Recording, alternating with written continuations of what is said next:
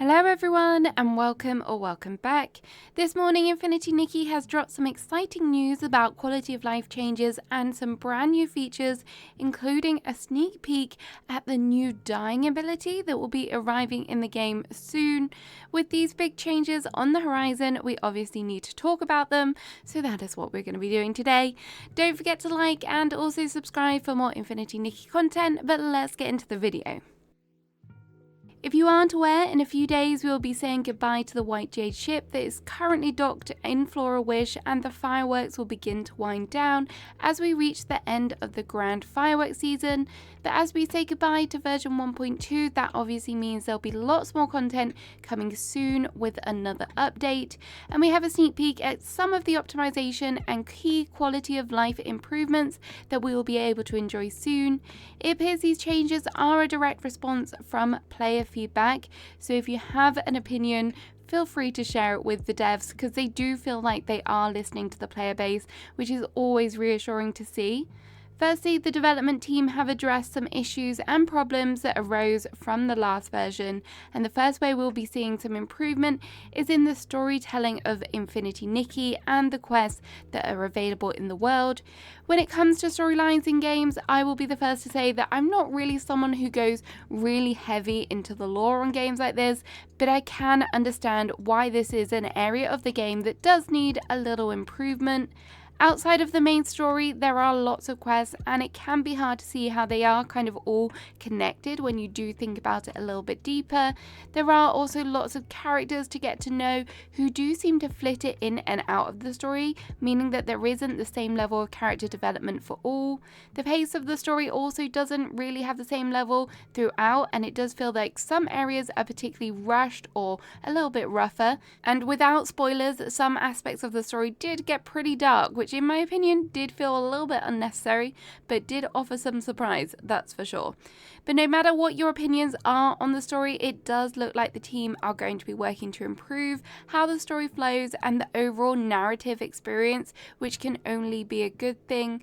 I'm not sure how much they will change kind of up to chapter 8 that we have had so far, but definitely going forward, it is nice to see that they have acknowledged that there could be improvements, and hopefully we will see that as players going forward when we get that new content. I don't think I have fully completed the Mirac since its inception, and there always seems to be that one level that I can't quite grasp. I don't know if this is a me issue, whether I'm not trying hard enough, but it does seem that I'm not alone in feeling this way.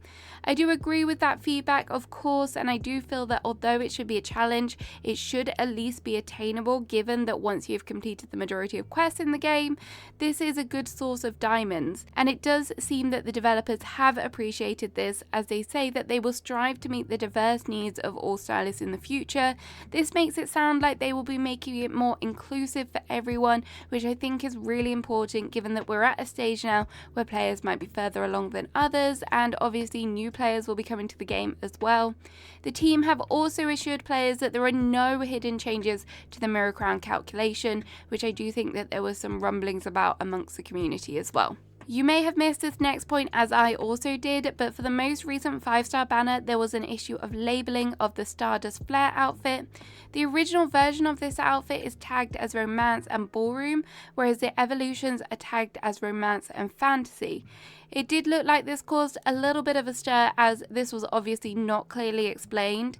The team have apologised for this and reassured players that they will be more mindful with matters such as this going forward. I do think that it is reassuring that they have picked up on this and they are apologising, because I do think that clear explanations when communicating to your player base is so important. These things can be misinterpreted, and even more important when people are spending their crystals pulling on these items, because it might have changed people's opinions. So yeah, I am very glad that they have addressed this. I'm very glad that they apologized, and hopefully we won't see an issue like this in the future. Next up, it's time for new gameplay features, and there are a few of these.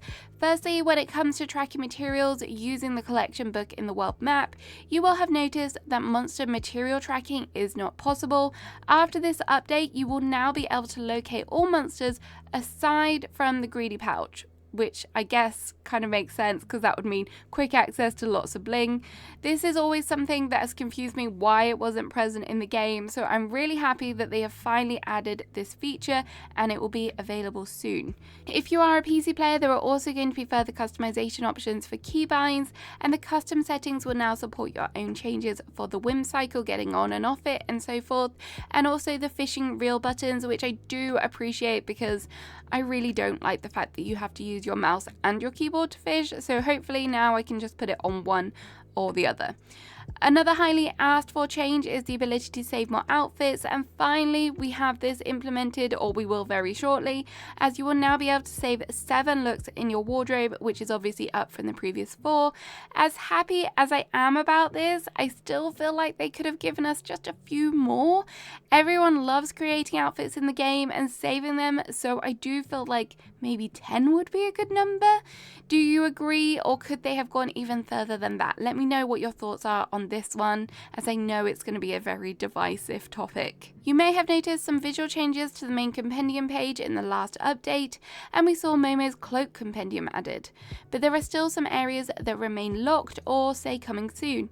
In the upcoming version, the lore Compendium will now be available. This appears to be where all of the books that you have read or interacted in the world will be stored. This is much needed, as at present you could only read them once and then never think about them again, so it's nice that they are kind of being brought to the forefront and you can refer back to them if you need to. We have also been assured that there are plans for further expansions of this by adding in collection progress displays, and there will also be further categories for plants, animals and fish. It looks like this is what the green book in the corner here will be. The camera is also going to undergo some changes, some of which we have seen teased previously. First off, we see the implementation of the vertical photo mode, which is going to be fun and good, especially if you're on mobile. The ability to video record and also save different photo presets. The photo presets will definitely be a lifesaver if you're a player that likes playing around with the different settings in the camera, and if you've just tweaked them to get them right, you will now be able to save it. Poses will also be improved, and players will be able to take photos whilst riding, change outfits during shoots, and also enjoy a progress bar for outfit moves.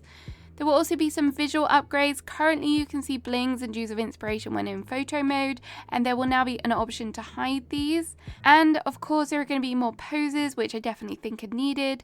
These poses will include duo poses, whimsical moves, and the beloved luminous bloom prop will move from the new Bloom Festival as well. And the last big thing we have to talk about is a big teaser from a brand new feature which is currently undergoing development and testing. This is the DYEING feature, and it will allow players to be able to fully customize pieces by changing things such as patterns, colors, and special effects. You will even be able to save, import, and share your creations, which is very, very exciting. They have said that they have even decided to divide each piece into multiple areas, allowing for full customization. When this addition is added, this is going to be huge. If you're a player of Animal Crossing New Horizons, you will know how much freedom and creativity is within the community through the custom designs and the custom design portal, so I cannot wait to see how this is fully implemented in the game. Although the feature is still being finalized, in this upcoming version we will be given a sneak peek at it as they introduce a fun mini game focused on dyeing, and this will be done through a special event, and this is going to be really nice to see. I love the idea of having it as a mini game as well. That sounds like a lot of fun. They have said that for this event though, we will not be dyeing clothes and it will be a mystery. What do you think this will be? As much as I want it to be furniture, I don't think that's quite on the way yet, as I feel like they would be celebrating that more in these kind of teasers. But if you have any ideas, let me know in the comments. So there we go, there is a little look at some of the changes that are coming soon. I hope you're enjoying playing, and don't forget to subscribe for more Nikki videos. Have a great rest of your day. Goodbye!